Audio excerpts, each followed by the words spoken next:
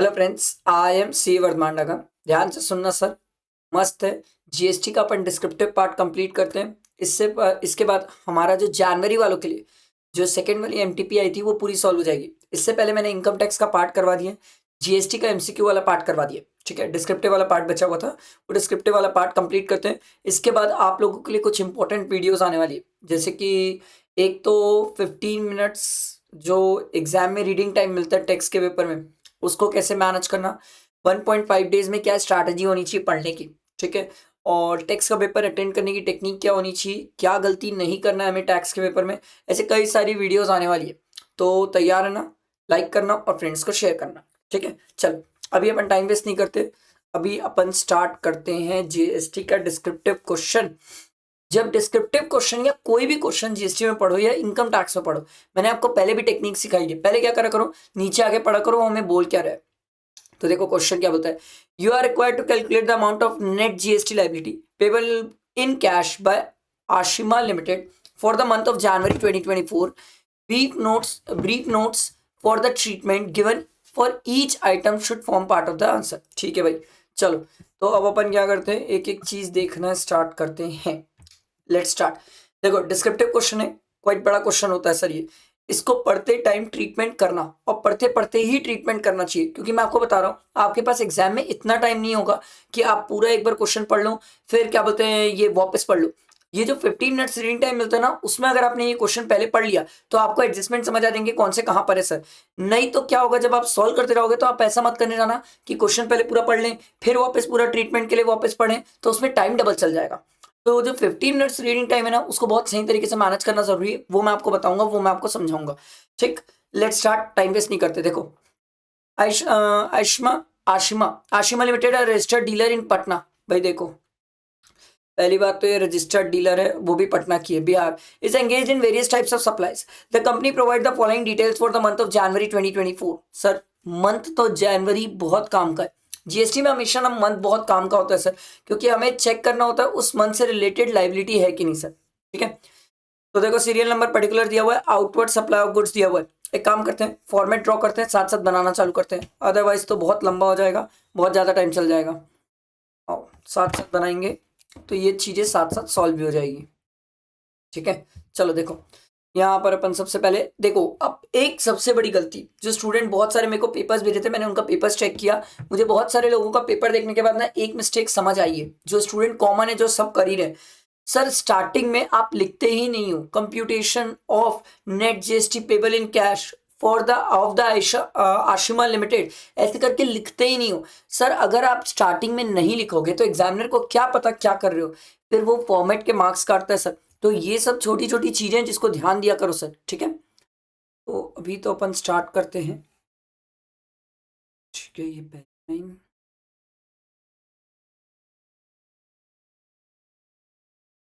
अब आएगा CGST, SGST, IGST,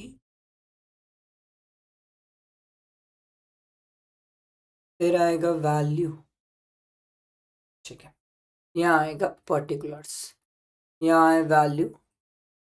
ठीक है, CGST, SGST, IGST। मैं अभी लिखा नहीं हूँ सर, मैं अभी शॉर्ट फॉर्म पे चीजें चल रहा हूँ, बट आप एग्जाम में कोई भी चीज शॉर्ट फॉर्म मत करना, मार्क्स काट देंगे सर। ठीक है, पहले यहाँ पर आ जाएगा आउटवर्ड सप्लाई। ठीक है, आउटवर्ड सप्लाई, तो आउटवर्ड सप्लाई में देखो सर, सबसे पहले दिया हुआ supply of goods during the month to various non related persons. ठीक है भाई, ये याद रखना, ये भी पटना बिहार के। और देखो sir, in the state of Patna in Bihar. सब मार्केट वैल्यू से मुझे कोई मतलब नहीं होता, मुझे तो ट्रांजेक्शन वैल्यू से मतलब है, और ट्रांजेक्शन वैल्यू कितनी है, 4 लाख, इससे मुझे मतलब है। तो मैं इसको लिख सकता हूँ सर, ये है इंट्रा स्टेट 4 लाख। चेक, अब मेरे को रेट चाहिए टैक्सेस के, तो देखो भाई रेट ऑफ टैक्सेस क्या क्या दिया हुआ है। Rate of GST applicable on various supplies are all inward and outward supply 9918। अच्छा एक बात आप ध्यान दो, नीचे आके चाहो तो एक बार इसको आप पढ़ सकते हो सर, जो एडिशनल पॉइंट्स दिए हुए हैं सर, इससे और भी पता चल जाता है कि ऊपर कुछ जो पॉइंट्स है उसके कोई एडजस्टमेंट्स है क्या। No opening balance of input tax rate exist in the beginning of the month. मतलब ओपनिंग बैलेंसेस नहीं है सर, ठीक है। Out of the 30 invoices of inward supply received, मतलब ऊपर 30 इनवॉइसेस वाली कुछ कहानी है, जिसमें से 6 इनवॉइसेस जो टैक्सेबल वैल्यू जिनकी 1,50,000 है उसमें INR मेंशन नहीं किया है, तो गया गया गया गया, इसकी क्रेडिट तो गई। अब अपन ऊपर जब पढ़ेंगे तो एडजस्टमेंट करेंगे। However, all the invoices were duly reflected in GSTR 2B for the month of January since the supplier has filed GSTR 1। तो ये जो 1,50,000 है इसकी तो क्रेडिट गई। Subject to the information given above, condition necessary for claiming the ITC has been complied. Okay. And Ashima Limited is not engaged in renting of car business। इस point का ना रिलेवेंस मैं आपको समझाऊंगा, इस पॉइंट का relevance मैं आपको समझाऊंगा, और मैं आपको समझाऊंगा कि इंस्टीट्यूट कभी क्वेश्चन में अगर कोई पॉइंट देती है ना तो उसको इग्नोर नहीं करना, उस पॉइंट का कुछ तो रिलेवेंस होगा, अदरवाइज क्यों दे रही है, टाइम पास के लिए तो नहीं दे रही है। मैं आपको इसका रिलेवेंस समझाऊंगा, ठीक है। चलो बट पहले अभी क्वेश्चन आगे पढ़ना स्टार्ट करते। तो रेट तो अपन को मिल गया सर 9,918, तो ये आ जाएगा सर 4 लाख का 9% 36,000, और लिखते हैं 36,000, ठीक है। फिर है इंटरस्टेट, इंटरस्टेट कितना है वैल्यू, इंटरस्टेट का वैल्यू है 1 लाख सर, ठीक है। तो ये 1 लाख, ठीक, ये आएगा सर 18%, तो यहाँ जाएगा 18,000। उसके बाद सब services by way of warehousing of potato chips, warehousing of potato chips exempt नहीं है, ठीक है। एग्जाम में इसको, अच्छा एक चीज, ये ना मैं जो इंटर और इंटर शॉर्ट में लिखो ना, कोशिश भी मत करना एग्जाम में ऐसे शॉर्ट में लिखने की, बाकायदा लिखना sir outward supply of goods in the state of Bihar, outward supply of goods to other state, पूरा लिखना सर, है ना, कोई भी शॉर्ट मत कर ना, मैंने बहुत लोगों के मार्क्स ऐसे कटते हुए देखे सर, ठीक है। तो services by way of warehousing of potato chips खुद से बता दिया इंटर स्टेट है, तो 5 लाख, ये भी तो आ जाएगा पोटैटो चिप्स इंटरस्टेट। मैं अभी शॉर्ट कर रहा हूँ सर, आप एग्जाम में शॉर्ट फॉर्म नहीं करेंगे, हम्बल रिक्वेस्ट है सर। 5 लाख, 5 लाख का 18% कितना हो जाएगा 90,000, ठीक है। उसके बाद कहानी और आगे बढ़ती है। Stock transfer, branch transfer without consideration to its branch at Gaya. Oh my god, अच्छा पॉइंट है। Stock transfer, branch transfer without consideration to its branch in Gaya Bihar.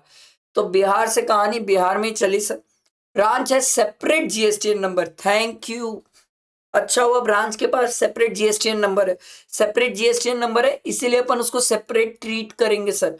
अगर सेपरेट GSTN नंबर नहीं होता, एक ही स्टेट के अंदर ब्रांच होती तो वो एक ही GSTN नंबर पे होती, तो वो सप्लाई कैसे होता, ये बहुत अच्छा पॉइंट है, ठीक है। ब्रांच है separate GSTN for the convenience of accounting and billing, value दी हुई है 20,000।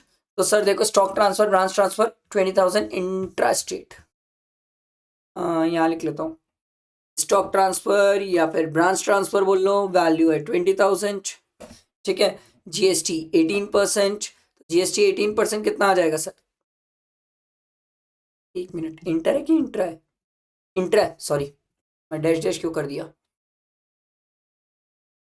तो सर 20,000 इंटू 9%, 1800, 1800 यहाँ डैश। उसके बाद क्या दिया हुआ sir, inward supply state in intra state inward supply of various services for use in the course of furtherance of business 13 voice. याद है 13 वॉइस वाली कहानी तो नीचे दी हुई थी, ये वाला जो पढ़ लेते सर, ये 13 वॉइस है जिसमें से 6 इनवॉइसेज है जिसका INR मेंशन नहीं है, तो इसकी क्रेडिट तो भूल जाओ, ठीक है। तो सर अपन क्या करेंगे, ये तो आउटवर्ड हो गया ना, तो इसको यहाँ पर अपन ऐसे लाइन खींच लेते हैं क्योंकि आउटवर्ड की डिटेल्स इतनी है, इसके अलावा आउटवर्ड की कोई डिटेल्स नहीं है, ठीक। ये हो गया मेरा A। अब आएगा इनवर्ट की डिटेल, इनवर्ट की डिटेल में सर 6,50,000 का है, उसमें से 1,50,000 हटा देंगे।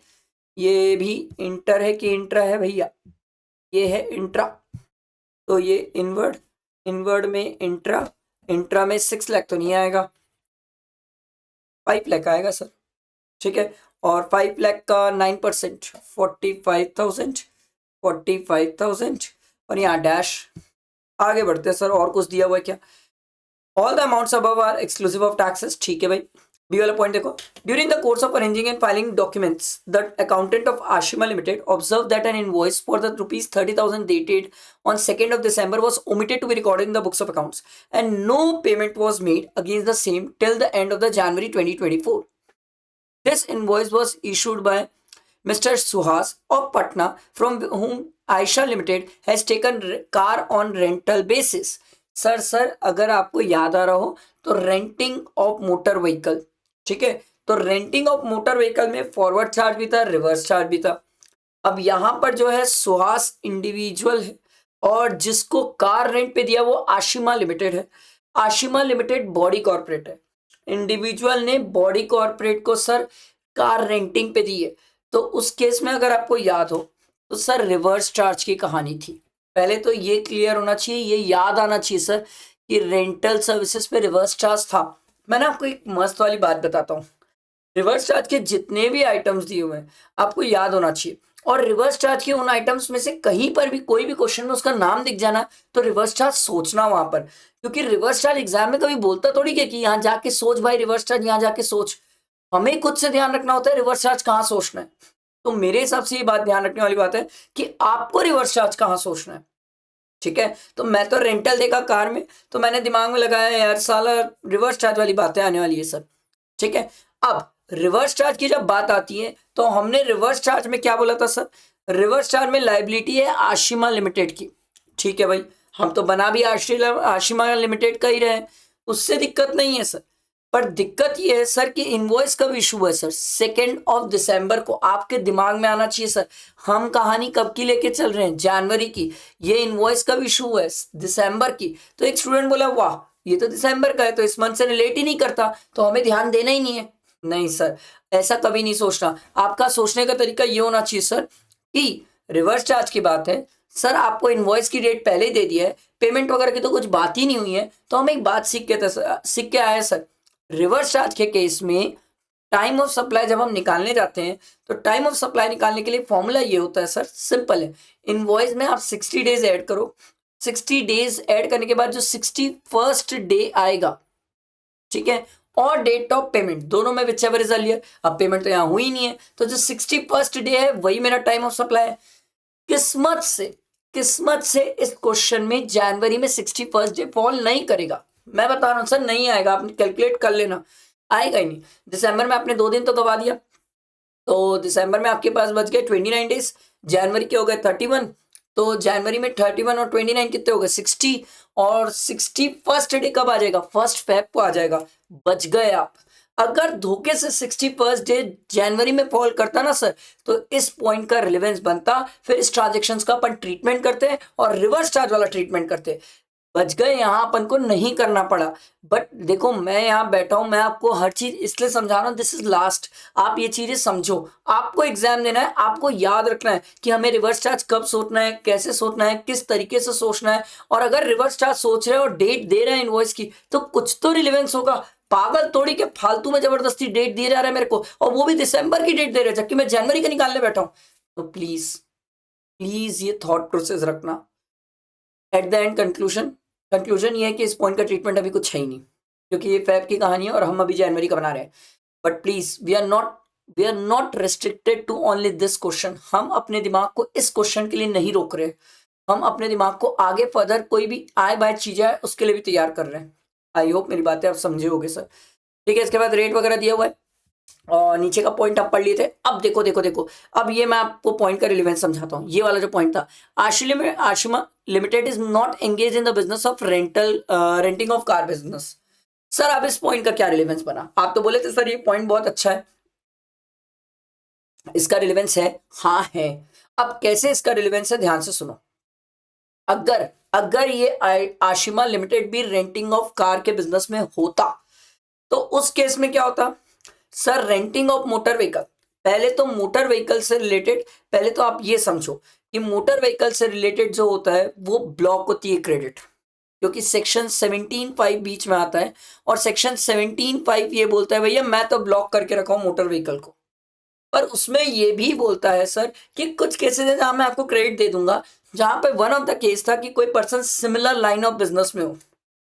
तो अच्छा हुआ ये रेंटिंग ऑफ कार के बिजनेस में नहीं है। अगर ये रेंटिंग ऑफ कार के बिजनेस में होता तो उस केस में यहाँ क्रेडिट का भी अपन को ट्रीटमेंट करना पड़ता, नहीं करना पड़ेगा क्योंकि सिमिलर लाइन ऑफ बिजनेस में नहीं है।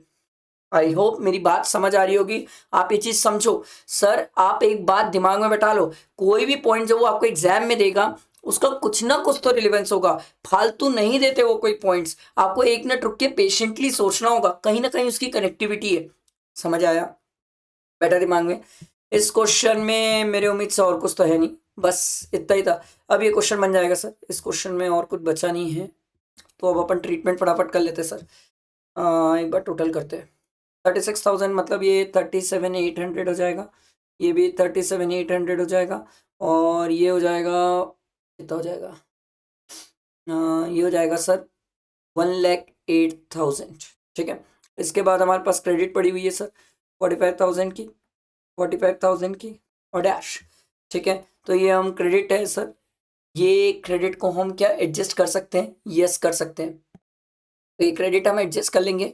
तो ये सिंपल है सर, कितनी एडजस्ट कर पाएंगे? इसको बी लिख लो, तो ए माइनस बी करोगे तो यहाँ पर आ जाएगा, कितना आ जाएगा सर? 45,000 माइनस 37,800, ये अरे ये क्या हो गया, 45,000 माइनस 37,800, 7,200।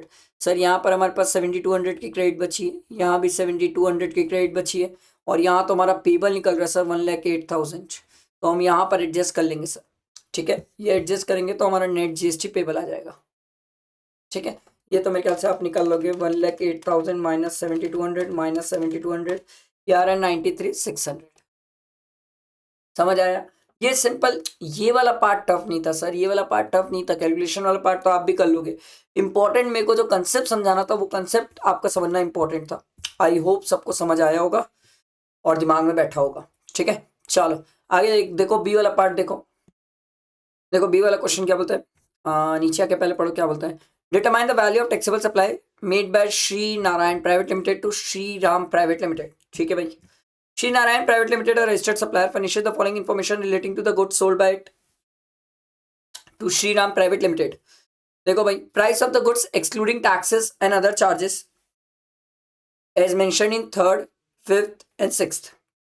ठीक है, तो 1,00,000 price of the goods plus taxes, municipal tax plus inspection और subsidy received from Sri Sham Trust. Subsidy is directly linked to the goods supplied. Directly link मतलब सर ये पहले ही सब्सिडी माइनस हो गई है, और ये सब्सिडी किससे मिली है? हमें प्राइवेट से सब्सिडी मिली है, तो प्राइवेट की सब्सिडी माइनस नहीं होती है, तो इसको अपन क्या करेंगे? Add late fee for delayed payment inclusive of GST. Sir late payment charges as तो ऐड होते हैं। अच्छा एक मस्त वाली बात बताता हूँ मैं आपको, लेट पेमेंट चार्जेस वैसे तो इस क्वेश्चन में वेव बोल दिया तो ये पॉइंट का रिलेवेंस नहीं है, बट इस क्वेश्चन के हिसाब से नहीं, एग्जाम के हिसाब से सुनो। लेट पेमेंट चार्जेस की बात हो तो हमेशा याद रखना, अगर ये वेवियर नहीं होता तो ये लेट पेमेंट जो चार्जेस है ना, इसमें मैं मान के चलता जीएसटी इंक्लूडेड है, मतलब इसको 1,000 इंटू डिवाइडेड बाय 118 इंटू 100 करता। ये ध्यान रखना सर, ये बहुत जबरदस्त बात है जो आपके ध्यान में नहीं रहेगी sir. Late payment charges, charges for delayed payment, ये इस पे ये ट्रीटमेंट करना जरूरी है, ये मान के चल जाता है उस पर जीएसटी इंक्लूडेड है। ठीक है, ये थोड़ा ध्यान रखना है, इस पे गलती होने के बहुत स्कोप है। ये तो प्राइवेट की सब्सिडी उसका पॉइंट ही ठीक है। और एक बात और सिखाता हूँ, सब्सिडी से रिलेटेड ना हमेशा नोट में कुछ ना कुछ रहता है, पढ़ना। देखो price of the goods is net of the subsidy received, वैसे तो यहाँ से भी पता चल गया था डायरेक्टली लिंक से भी, नहीं तो भी मैं आपको बता दिया, ध्यान रखने वाली बात। ठीक है, उसके बाद है वेटमेंट चार्जेस, ये तो ऐड हो जाता है सर, तो प्रैक्टिकली वैल्यू कितनी हो जाएगी? 1,00,000 प्लस 2,000 प्लस 15,000 प्लस 50,000 प्लस 2,000, तो ये आ रहा है 1,69,000। ये तो ऐसे ही निकल गया सर। आया समझ? इजी था क्वेश्चन, सिंपल क्वेश्चन है। Determine the time of supply from the given information in each of the following independent cases. Wow, ऐसे एग्जाम में क्वेश्चन आना भी चाहिए सर टाइम ऑफ सप्लाई के। तो देखो क्या दिया हुआ है, supplier invoices goods taxable on reverse charge basis to Saroj and company 30 days from the date of invoice lapses on June 3rd। Okay, मतलब रिवर्स चार्ज के केस में याद है कंडीशन 3 होती थी, रिसिप्ट ऑफ गुड्स, पेमेंट और 30 days from the date of issue of invoice. 31st day को हम टाइम ऑफ सप्लाई मान लेते थे सर। तो सर गुड्स रिसीव पहले हो गए, पेमेंट पहले हो गया है। ठीक है, और 30 डेज जो है वो 3 जून को हो रहा है, तो 31st डे 4 जून को होगा। तो उस केस में तीनों डेट में विच एवर इज अर्लियर, तो अर्लियर डेट क्या होगी 12th में। ये तो इंस्टीट्यूट क्या ही पूछ दी, मतलब डैम इजी क्वेश्चन है सर। अगर ये एग्जाम में आ जाए तो मजा आ जाएगा सर। मेरे हिसाब से किसी स्टूडेंट से गलती तो नहीं होगी इसमें, ठीक है।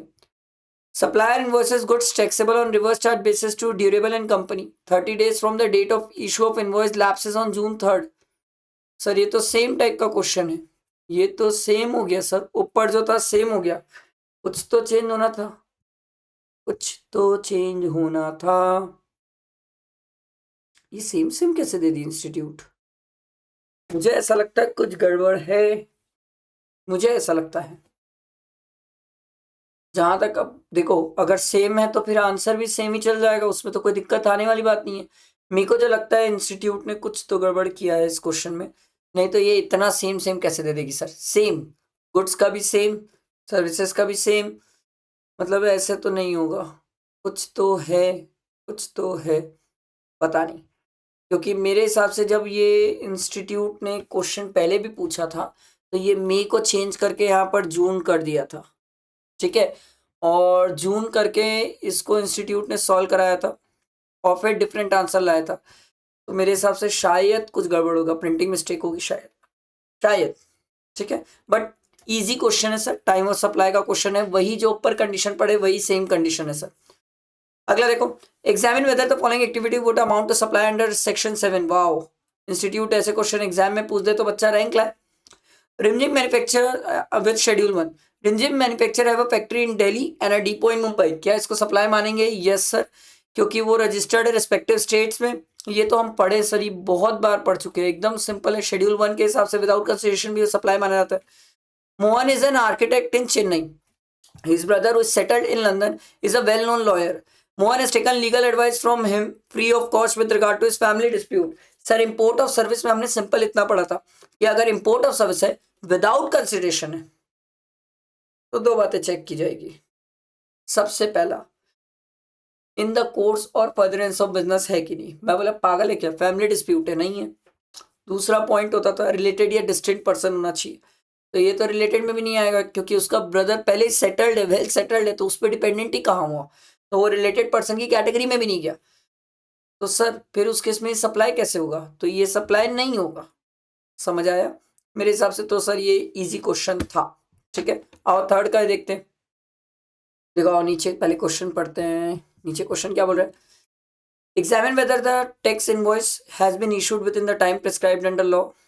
ये तो इंस्टीट्यूट मैट का क्वेश्चन ही है, पास्ट एग्जाम में एक ऐसा क्वेश्चन था सेम, नाम चेंज कर दिए, वर्ल्ड फैशन डाल दिए। Tax consultant of World Fashion objected to the invoice raised, suggesting that the amount of tax charged in respect of the taxable supplier should be shown separately in the invoice issued by the Glamour Beauty Services Limited.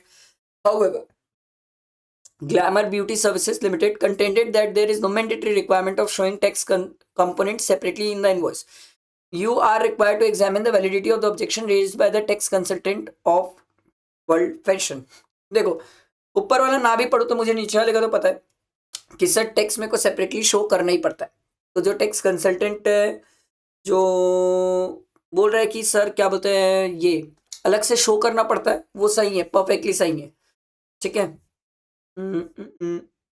हाँ ठीक है, tax consultant सही है। अब time limit invoice की वो पढ़ना पड़ेगा ऊपर। World Fashion, a registered supplier of designer outfit in Delhi, decided to exhibit its product in a fashion show being organized at Hotel Green India, Delhi on 4th January. For the occasion, it gets the services by way of makeover of its model from the Glamour Beauty Services Limited, Mayur Vihar on 4th January, for which a consideration of 5 lakh excluding GST has been charged. Glamour Beauty Services Limited issued an invoice. Services का case था, ठीक है। Invoice कब issue किया sir 10th Feb को। तो हमने तो बोला था सर इनवॉइस इशू करने का टाइम पीरियड कितना है सर 30 डेज। अब ये अगर आप 30 डेज देख भी लो तो सर ये तो 4th फेब तक जाएगा।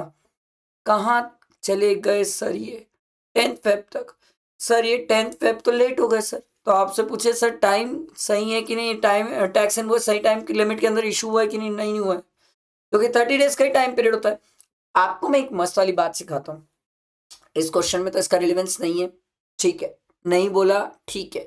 मैंने एक ना बड़े क्वेश्चन में ये पार्ट देखा था, अगर इनवॉइस 30 डेज के अंदर नहीं इशू करता, ठीक है, इनवॉइस टाइम पे इशू नहीं किया, पेमेंट ऑफ टैक्स, ये भी ध्यान देना सर कि अगर उसने पेमेंट भी टाइम पे नहीं किया है तो इंटरेस्ट की बातें होती है, ठीक है। इस क्वेश्चन में वैसी टिपिकलिटीज नहीं है, मैंने देखा है एक टफ क्वेश्चन उसमें है सर इंटरेस्ट की टिपिकलिटीज। उसने इनवॉइस पे टाइम इनवॉइस तो टाइम पे इशू किया था, एग्जाम का ही क्वेश्चन था, इनवॉइस तो टाइम पे इशू किया था 30 डेज के अंदर, बट पेमेंट की कहानी थी सर, पेमेंट डिले हो गया था सर। हम पेमेंट के लिए पढ़ के आते हैं, याद है 180 डेज, उसने पेमेंट लेट कर दिया था 180 डेज से, तो उस केस में ना उस क्वेश्चन में इंटरेस्ट की कहानी थी। अब वो स्टूडेंट को, बहुत सारे स्टूडेंट को क्लिक किया भी होगा और नहीं भी क्लिक किया होगा, यहाँ पर ये बात नहीं है, बट मेरे को याद आई तो मैंने आपको बता दी सर कि इनवॉइस देखो तो पेमेंट को भी देखना। उसके बाद अगला देखो, whether the firm can opt for compulsion scheme under section 10(1) and 10(2) for the current financial year, as the turnover may include supply of goods and services. If yes, up to what amount the services can be supplied?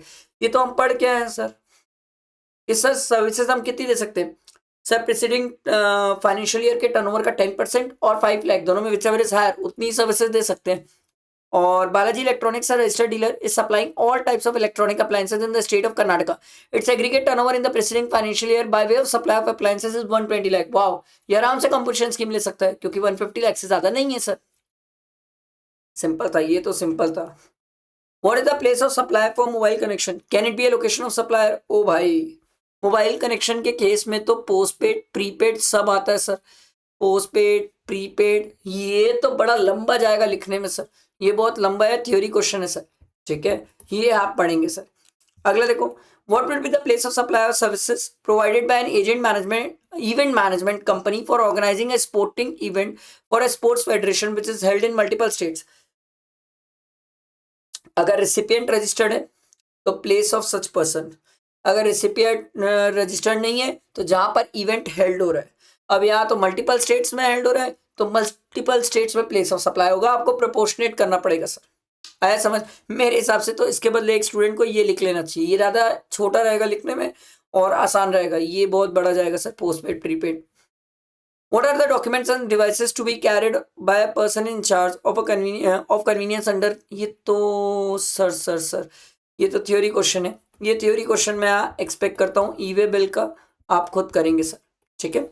तो यहाँ पर मैंने आपकी GST की MTP complete करी, अभी important videos कुछ कुछ आने वाले, तैयार रहना सर, याद रखना इंपॉर्टेंट वीडियोस क्या क्या आने वाले हैं। 15 मिनट्स 1.5 डेज में पेपर को कैसे मैनेज करना है, पेपर कैसे अटेंड करना है, क्या मिस्टेक्स नहीं करनी है, ये सब अभी वीडियोस आने वाली है, इस चैनल पे बने रहो।